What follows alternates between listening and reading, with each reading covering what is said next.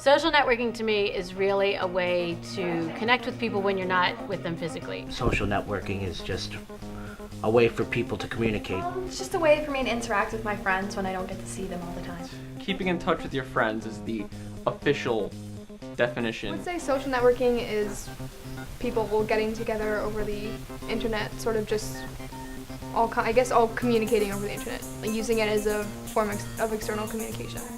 Especially people my age are very busy. We have families, we have jobs, whatever. It's a good way to keep track of our friends online. It's also a good way to keep track of people who don't necessarily live near you. It's really the way of communication now. Like, it was letter writing, and then it was like email, and now it's social networking. Before, you couldn't see what the other person looked like while you were talking to them on the telephone.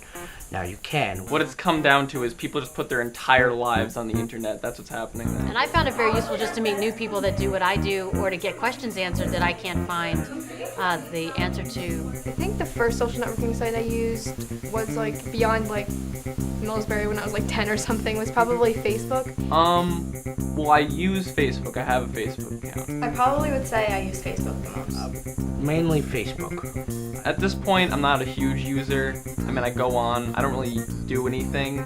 After I started it, all of a sudden I started finding that people from my school were finding me, and I thought this was really neat. I'm now able to communicate with people online. I can see their face online. You get to see what your friends are doing and like what they've been up to. Like, I have friends that live farther away that I don't get to see like every weekend. Like, we see them like maybe once a month if we're lucky. So it's just, I get to talk to them. I would just go home, turn on the computers, and spend waste time, like a countless amount of hours, just sitting there waiting for a notification or for somebody to start a chat. Like, if I'm bored or something, like on a long car ride, or I'll just press the button, because on my phone I have a really easy like application button where I just press it and I can get right on the site. Facebook mobile, it's exactly like Facebook. You get everyone's status updates and you can check your profile and everything, but the only thing is you can't chat to people directly like you can online. I prefer Twitter. I think it's because Facebook, it's such a closed community, and if you become a friend with someone, they can see everything pretty much. Whereas Twitter, it's 140 characters. You throw it out into the universe, it lasts for maybe 30 seconds before something else comes by. Also, Facebook is blocked at school. Twitter is not. If I want to communicate with people online, I need to use Twitter. In August of 2008, I think there were 4 of us. We went to a day-long seminar at NYU.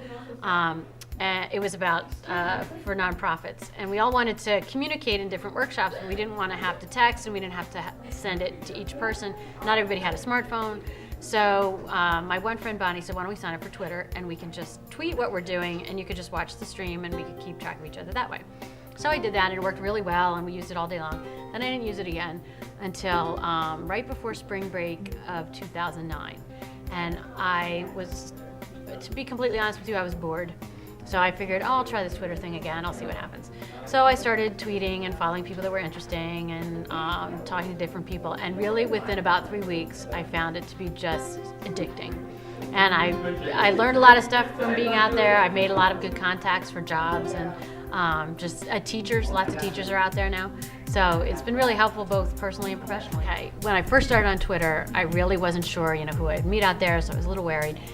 But I was asking questions for my advanced web design class at the time. And I sent out a tweet, I don't even remember exactly what we were looking for, but it must have had something to do with Flash, because this guy online answered it immediately, and he gave me the right answer, and we fixed everything. So I started chatting with him, what do you do, where are you? Turned out he was in Northern England. I was like, oh, that's really interesting, where's your website? So I looked at his website, and he did really amazing work. So we just started chatting, and it turned out he had a little boy, I think at the time was like maybe a year old, and I'm a mom, so that was kind of cool. Well, it turns out through talking that I found out that he has cerebral palsy and that he is in a wheelchair, and he does all of his work online at home. And before Twitter, he was really rather homebound and couldn't get a lot of work. But by going on Twitter and Facebook, he meets a lot of people online to show his work to and gets a lot of work that way. And it turns out he met his now wife online, who also has cerebral palsy and couldn't get out of the house. And they have a little boy who's 3 now, and who's totally fine. And he asked her to marry him on Twitter, and they announced their wedding on Twitter. It does help certain populations really have a social life that they never could before. Facebook is people you know, and Twitter can be kind of sort of boring and like restrictive, just like 160 characters.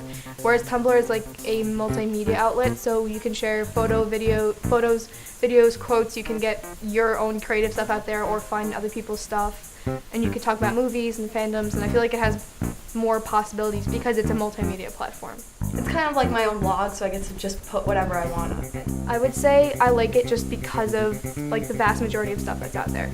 And I really like that it's not like most of the people that I talk to, or most of the people that I follow or follow me, I don't know in real life. So it's like you get to meet new people, and I actually have met 2 friends that I talk to on like almost a daily basis. I'm sure it's going to get a lot bigger. I think with stuff like Foursquare, which I'm not exactly sure what it is, I know it's like a bunch of different sites together, and just the way that it's evolving now, where it's like you can have like a multimedia platform where you can connect with people internationally all on the same site. I would say it's gonna keep growing and probably become bigger. And I don't know necessarily if that means new sites, but probably, expanding the sites that are currently now, making it more accessible so you can use more like networking on your phone or wherever. I actually don't think there's going to be another new platform. What I really think is a lot of the platforms, there's so many out there, they're going to start consolidating. Like there'll be Twitter, there'll be Facebook, YouTube and Vimeo might come together in some way.